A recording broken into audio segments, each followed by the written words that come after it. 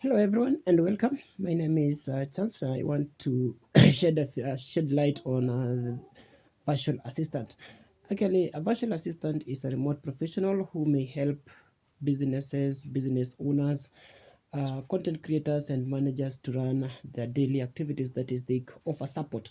They can offer support in terms of administrative, that is, they offer administrative roles. They can also be important in offering customer support, digital marketing, and at some point they can specialize into a given role. For example, under administrative roles, these people can help in scheduling meetings, attending the email attend I mean managing the calendars, among others. They can also help in handling client inquiries, that is under customer support, and at the same time they can have live chats with clients, answering to their questions regarding the business or what they offer. They can still specialize and offer special support such as data entry. They can also specialize in just keeping the records, that is under bookkeeping. I have a strong feeling that it is a very important career. That is, it helps businesses save on time, at the same time the cost of operation. That is, instead of hiring a full time support personnel, we can actually have what we call instant skill. That is, or rather, we can do what we call fractional hiring. We just hire someone for a short period of time, and then when the task is done, that is it. Instead of having to pay someone for that quite long time, for a long time, it may have an impact on the businesses. They also, depending on the type of a business, some of them, especially startups, they may decide to hire a virtual assistant because they just pay them intermittently. Should I say intermittent? I don't know, but it is important. That is, they also help managers to focus on main strategies of a business organization instead of going through the same work, that is a repetitive work. A manager can choose to delegate some of these duties, what we call structured delegation. They delegate some duties like responding to their the the virtual assistants can actually manage their emails. They can schedule meetings for them. At the same time, they can carry out the process of data entry, among others. In this case, they give the managers time to focus on main strategies of a business. And for someone to be a virtual assistant, they must have several qualities. That is, there are qualities that can make a strong virtual assistant. They include soft skills. A virtual assistant must have soft skills such as communication. They must be reliable. At the same time, they must exercise high level of organization and adaptability. Also, they must have what we call technical skills. That is, they can conduct a research, they can manage calendars, and at the same time, they can organize digital networks. So a virtual assistant can actually be a vital resource in providing technical support. Also, they can provide sorry, they can actually be they are supposed to be good and competent at using tools. That is, we must be good at using digital tools such as Microsoft Documents, Microsoft Word. Also using the new platforms, that is such as this one. I saw it is called Trello, Astana, emails, Google Documents. That is what you call tool competency. So a virtual assistant must have at least a know-how of using digital tools and platforms that are used in managing organizations, that is remotely. And I want to believe that communication, as I mentioned earlier, it is very important in businesses.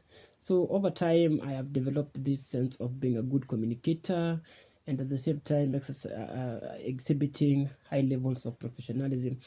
I work as a classroom teacher, that is a secondary school, or should I say elementary school teacher. And in that career, in that profession, we communicate more regularly with parents, with students, and with management. So in this case, you are supposed to use the correct language. You must have language fluency, especially when you are delivering content.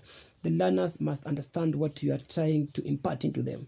And then after you have delivered your content, you go back to the learners, you set an exam, you go mark that exam, and then also give them feedback. So in this case, I have developed this thing of this quality of being a good communicator. When you are asked by management to give out reports and whatever, we have to be good communicators to accomplish that. Also, we need high professionalism in that sector. So I have developed this one over years: how we dress, how we talk, language fluency, the kind of words we choose when we are talking to different people. That is professionalism in me that I have developed over the years, and I guess they just come around because of my current profession and the people I encounter on a routine basis. Now, I still have a little bit to learn about the use of tools such as Trello, Asana, among others. I still have a little bit of limitation in using these tools, and I believe that with time, I plan to research on them, work on them, work with others actually to understand how these tools are used in this career. Time management also, I have a little bit of I'm not good at managing time mostly. That is not worse, but not that good because of my current career. We are normally controlled by bells, so it requires me also to sit down and see how I can control my time and use it wisely for the production of for productivity or the success of whatever we are doing. Should it be an organization, should it be a client, we must actually meet their needs, and that one requires time management. So I need to learn a little bit on that.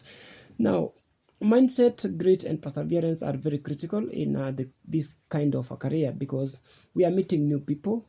We don't even know them. We are being introduced to new content. We are new to the content, so it requires that perseverance and the mindset of willing to learn. That is learning new things, of which I am set to exercise those things, and I've been always exercising them along the way as we grow up. I have learned to use some of the digital tools, and I'm always willing to learn from people. That is what we mean by a growth mindset. Uh, I actually hope to stay in this and learn with others, learn from others, and learn from research. I want to learn and become a very strong virtual assistant. So at the end, at the end of this course, I expect a lot to have accomplished a lot, because what excites me about this course is that we tend to learn new things. We meet new people. We learn from a platform whereby everyone is willing to help one another. Though the main challenge may be time, I may have a limitation of time because I have to attend to learners at the same time, come back and learn the new course. But I believe I can. That can also help me in managing time, so I can designate this time. For example, I'm a good morning person, by the way. I can wake up, go through the course a little bit, and then as the day starts, official time, I go to class. Later in the day, I come and continue with my course. So I like how this course is transforming the kind of a person I am, that is venturing and metamorphosizing into a new career with time. So I expect at the end of the day, I become a very strong, reliable, and a productive virtual assistant. So with that, I believe I'll achieve with your support. And as always, as I have almost always said to myself, while there is life, we can always learn a new thing and hope for the best. Thank you.